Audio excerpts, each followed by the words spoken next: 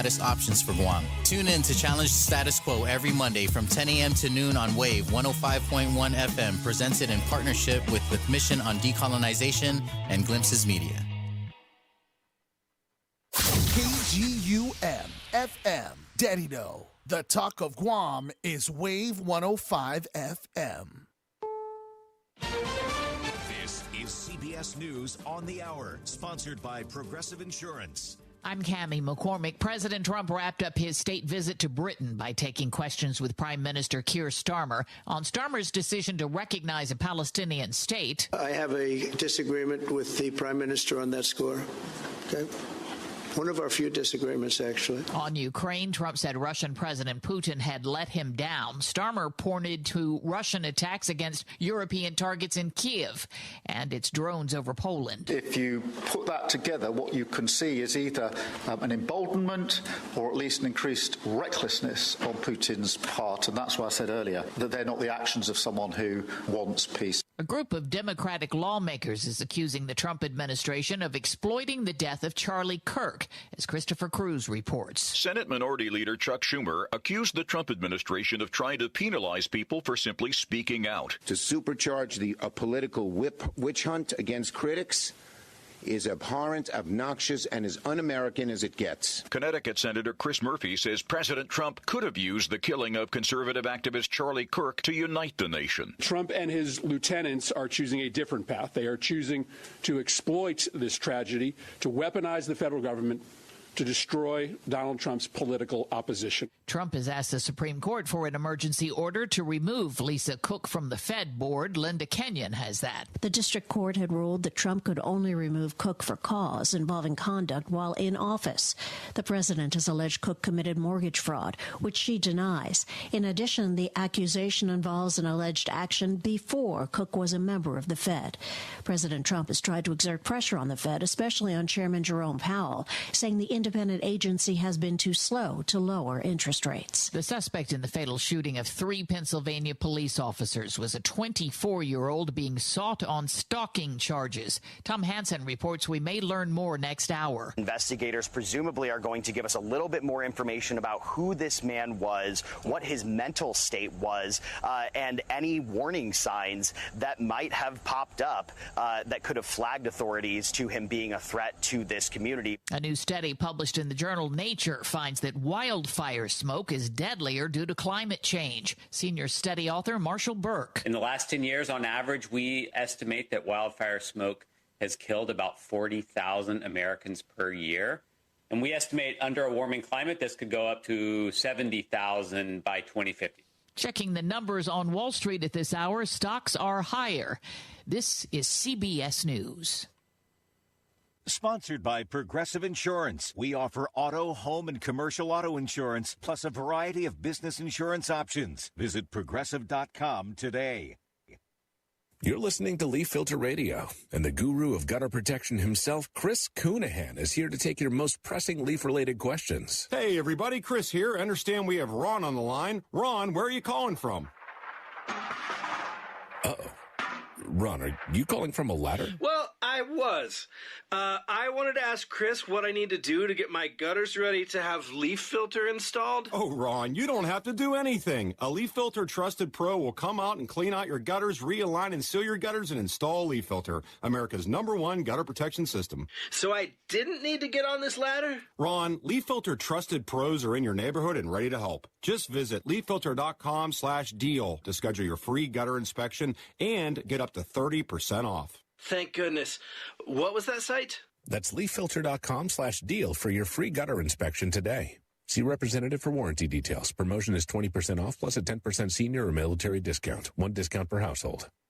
There's been another legal setback for Rudy Giuliani. A federal judge says Rudy Giuliani has to pay his former attorneys nearly $1.4 million in unpaid legal fees plus interest for their work defending him for his actions while he was President Trump's personal lawyer. Among other things, the Davidoff, Hutcher, and Citron firm says it represented Giuliani as he was investigated for his role in the Trump effort to overturn the 2020 election results. Giuliani argued that he had no retainer agreement with the the firm, just a single lawyer, and he never got monthly invoices and didn't agree to the firm's hourly rates. Steve Kathan, CBS News. A new poll finds more American adults view Israel's military action in Gaza as excessive than at the beginning of the war, but the Associated Press NORC survey also found a majority of Americans don't think negotiating a ceasefire should be a high priority for the U.S. government. I'm Cammie McCormick, CBS News. Research in bio-inspired design has the potential to yield transformative solutions in infrastructure, manufacturing, food production, human health, and more. We'll explore how American scientists and engineers are looking to nature as they tackle complex challenges in the U.S. National Science Foundation's Discovery Files.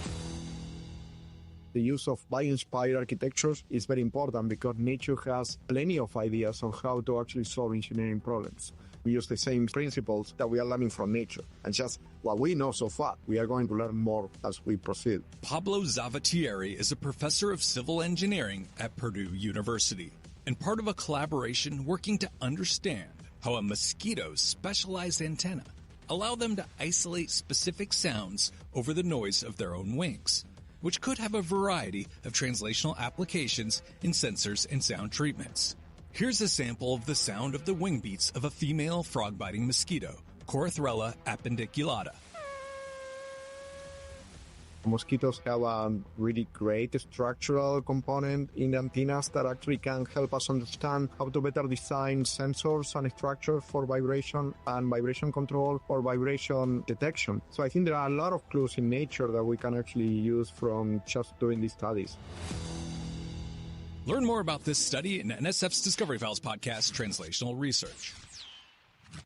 Hafa Adai, Guam. Yep, it's me, the Guam Guy. And you can catch episodes of my podcast, The Guam Guy Show, not only on YouTube and Spotify, but every Friday at 11 a.m. on Wave 105 FM.